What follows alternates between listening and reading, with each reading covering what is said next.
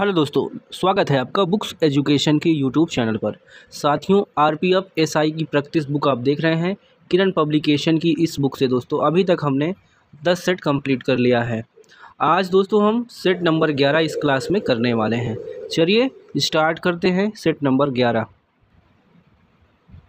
आइए, आपके सामने आ चुका है दोस्तों मॉडल प्रैक्टिस सेट नंबर 11। पहला क्वेश्चन आपके सामने है, भारत के संविधान के अनुच्छेद डैश द्वारा भारतीय संसद के दोनों सदनों और उनके सदस्यों और समितियों की शक्तियों, विशेष अधिकारों और प्रतिरक्षाओं को स्पष्ट किया गया है। बताइए किस अनुच्छेद में दोनों सदनों के सदस्यों, समितियों की शक्तियों, विशेष अधिकारों और प्रतिरक्षाओं के बारे में स्पष्ट किया गया है। ऑप्शन नंबर यहाँ पे दूसरा होगा दोस्तों 105, अनुच्छेद 105 में। सेकंड क्वेश्चन है, निम्नलिखित में से कौन सी लगान व्यवस्था मुनरो प्रणाली भी कहलाती है? ऑप्शन दूसरा हो जाएगा रैयतवाड़ी। थर्ड क्वेश्चन है, प्रधानमंत्री रोजगार प्रोत्साहन योजना का कार्यान्वयन किस मंत्रालय द्वारा किया जाता है? इसका ऑप्शन नंबर पहला ही सही हो जाएगा, श्रम एवं रोजगार मंत्रालय। चौथा प्रश्न है, धर्मनिरपेक्ष शब्द को किस संवैधानिक संशोधन अधिनियम द्वारा भारत के संविधान की प्रस्तावना में जोड़ा गया? इसका दूसरा ऑप्शन सही होगा दोस्तों, धर्मनिरपेक्ष को 42वें संवैधानिक संशोधन द्वारा 1976 में प्रस्तावना में जोड़ा गया। क्वेश्चन नंबर 5, भारतीय संविधान की किस अनुसूची में संघ सूची से संबंधित प्रावधान है? इसका तीसरा होगा 7वीं अनुसूची। 5 के आगे आइए 6 पे। सविनय अवज्ञा आंदोलन के संबंध में निम्नलिखित में से कौन सा कथन गलत है? देखिए दोस्तों, यहाँ पे पहला सही है, ठीक है। इस आंदोलन का प्रारंभ ऐतिहासिक दांडी मार्च के साथ हुआ, ये सही है। इस आंदोलन में सम्मिलित लोगों द्वारा सरकारी कानूनों को बहिष्कार किया गया, ये भी सही है। गलत यहाँ पे तीसरा है, ठीक है। अंग्रेजी सरकार द्वारा भारतीय राष्ट्रीय कांग्रेस को अवैध घोषित कर दिया गया था, ये गलत है, ठीक है दोस्तों। यहाँ पे छठवें का ये भी सही है दोस्तों, ठीक है। चौथा गलत है, हमारा चौथा गलत है। देखिए 5 मई 1930 को गांधी की गिरफ्तारी के साथ यह आंदोलन समाप्त हो गया, गिरफ्तारी नहीं हुई थी दोस्तों, ठीक है। चलिए 7वां देखिए, भारत का पहला हॉकी संघ निम्नलिखित में से कौन सा है? तो बंगाल हॉकी एसोसिएशन। माजुली नदी द्वीप निम्नलिखित में से किस नदी में स्थित है? ब्रह्मपुत्र हो जाएगा इसका। 9वां है, मौलिक कर्तव्यों के बारे में संतुति के लिए कांग्रेस पार्टी ने 1976 में कौन सी समिति गठित की? मौलिक कर्तव्य के बारे में दोस्तों संतुति के लिए कांग्रेस पार्टी ने 1976 में कौन सी समिति गठित की? इसका आंसर होगा तीसरा ऑप्शन, सरदार सुवर्ण सिंह। 10, सराय नूर महल भारत का एक केंद्रीय संरक्षित स्मारक है, यह भारत के किस राज्य में स्थित है? इसका ऑप्शन तीसरा होगा, पंजाब। 11 है, निम्नलिखित में से कौन सी पुस्तक अरबी भाषा में लिखी गई है? इसका ऑप्शन पहला ही होगा, किताब उल हिंद। 12 पे आइए दोस्तों, स्वतंत्र भारत का प्रथम बजट कब प्रस्तुत किया गया था? 1947 में। 13 है, निम्नलिखित में से किस भवन की डिजाइन FW स्टीवंस द्वारा तैयार की गई थी? इसका आंसर हो जाएगा छत्रपति शिवाजी टर्मिनस। 14 है, निम्नलिखित में से कौन सी गर्त यानी समुद्री खाई हिंद महासागर में स्थित है? इसका आंसर तीसरा ऑप्शन हो जाएगा, सुंडा गर्त। 15 पे आइए दोस्तों, 15 नंबर देखिए, दिसंबर 2023 में S&P ग्लोबल रेटिंग्स ने कहा कि भारत 2030 तक दुनिया की कौन से नंबर की अर्थव्यवस्था हो जाएगी दोस्तों? बताइए। तीसरी अर्थव्यवस्था हो जाएगी 30 तक, ठीक है। किसने बताया है? S&P ग्लोबल रेटिंग्स ने। चलिए 16 पे आइए, देखिए विटामिन डी से संबंधित प्रश्न है। विटामिन डी की लंबे समय तक कमी के कारण निम्नलिखित में से कौन सा रोग हो जाता है? देखिए रिकेट्स बोलते हैं, ठीक है दोस्तों। 17 है कश्मीर में चतुर्थ बौद्ध परिषद का आयोजन निम्नलिखित में से किसके द्वारा किया गया था? इसका ऑप्शन 4 हो जाएगा कनिष्क। चलिए 18 देखिए, निम्नलिखित में से कौन सा युद्ध 16वीं शताब्दी ईस्वी में लड़ा गया? 18 का पहला हो जाएगा पानीपत का प्रथम युद्ध। 19 पे आ जाइए, पुरुषों के 2011 के आईसीसी विश्व कप फाइनल में निम्नलिखित में से किस भारतीय खिलाड़ी ने सर्वाधिक रन बनाए? इसका तीसरा ऑप्शन सही है गौतम गंभीर ने। 20 है दक्कन का पठार निम्नलिखित में से किस नदी के दक्षिण में स्थित है?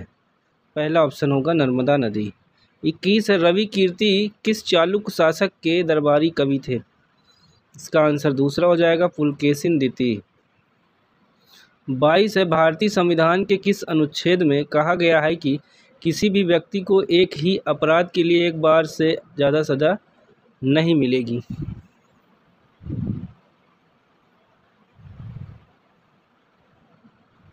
इसका आंसर होगा दोस्तों अनुच्छेद 20। 23 है निम्नलिखित में से कौन सा पुरस्कार के बिरला फाउंडेशन द्वारा प्रदान किया जाता है? व्यास सम्मान। 24 है निम्नलिखित में से किसका पूर्ण अपवर्तनांक 1 के निकट होता है? वायु।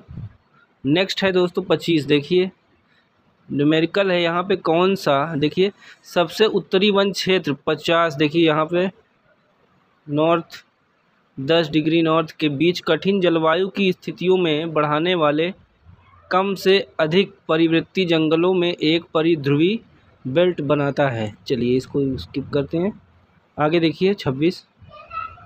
इसका आंसर देख लीजिए दोस्तों, 25 का आंसर जो है आपका पहले ही हो जाएगा उद्दीच।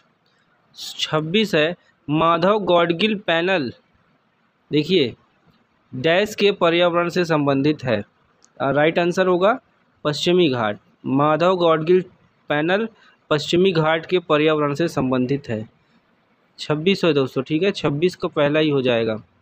अब आइए 27 में, भारतीय ध्वज संहिता के अनुसार राष्ट्रीय ध्वज की लंबाई और ऊंचाई चौड़ाई का अनुपात कितना होगा?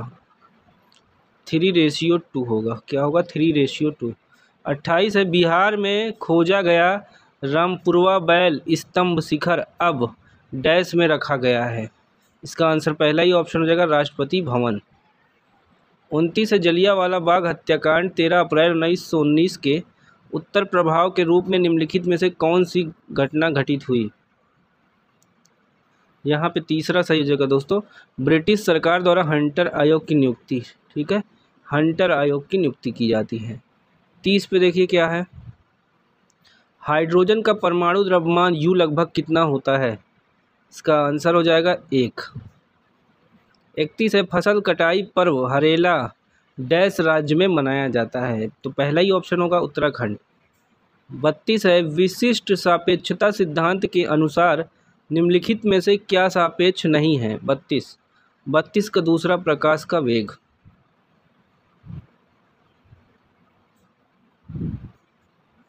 33 लाइफ ऑफ पाई नामक उपन्यास की लेखिका कौन है? चौथा ऑप्शन सही होगा यान मार्टेल, चौथा ऑप्शन। 34 है भारत में एंजल कर किससे संबंधित है? स्टार्टअप से संबंधित है। 35 है भारत की नृत्य शैलियों के संदर्भ में निम्नलिखित में से कौन सा युग्म सही नहीं है? तो तीसरा होगा गोमिरा कर्नाटक। 26 नवंबर 1949 को अंगीकृत भारतीय संविधान में एक प्रस्तावना 395 अनुच्छेद और कितनी अनुसूचियाँ थी दोस्तों? 8, ठीक है 8। वर्तमान में कितनी है? 12 है। स्टार्टिंग में कितनी थी? 8 अनुसूचियाँ। 37 भारत के स्थल से घिरा सबसे गहरा और अच्छी तरह संरक्षित बंदरगाह? इसका आंसर दूसरा होगा विशाखापट्टनम बंदरगाह। 38 मुगलों के घरेलू जीवन को संदर्भित करने के लिए निम्नलिखित में से किस शब्द का उपयोग किया जाता था? तीसरा ऑप्शन सही हो जाएगा हरम। 39 है आषाढ़ी बीज या डैश एक प्रतिष्ठित सांस्कृतिक पर्व है जो वर्षा ऋतु के आगमन पर मनाया जाता है? कच्छ नववर्ष।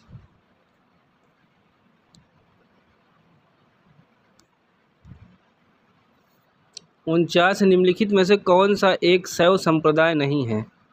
49 का पहला होगा पंचरात्र। 49 आ गए दोस्तों, सॉरी 40 आइए। निम्नलिखित में से कौन सा शहर विजयनगर साम्राज्य की राजधानी था? इसका आंसर हो जाएगा चंद्रगिरी। 41 है, निम्नलिखित में से कौन सा एक भारतीय हिमनद ग्लेशियर है?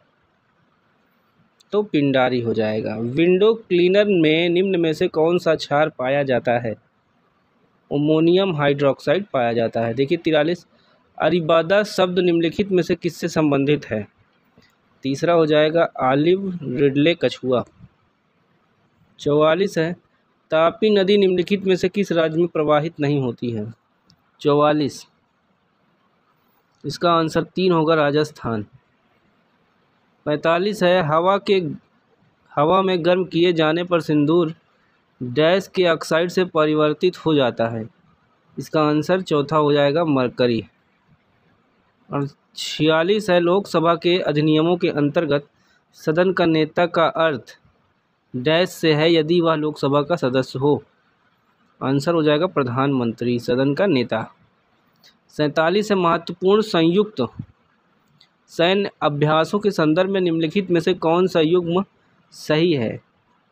तीसरा देखिए, गरुड़ शक्ति भारत और इंडोनेशिया, ये सही है। 48, भारत की पनबिजली योजनाओं के संदर्भ में निम्नलिखित में से कौन सा युग्म सही है? चलिए इसको देख लेते हैं दोस्तों, बताइए 48 में कौन सा ऑप्शन सही होगा? यहाँ पे करेक्ट ऑप्शन हो जाएगा पहला, काटेश्वर परियोजना उत्तराखंड।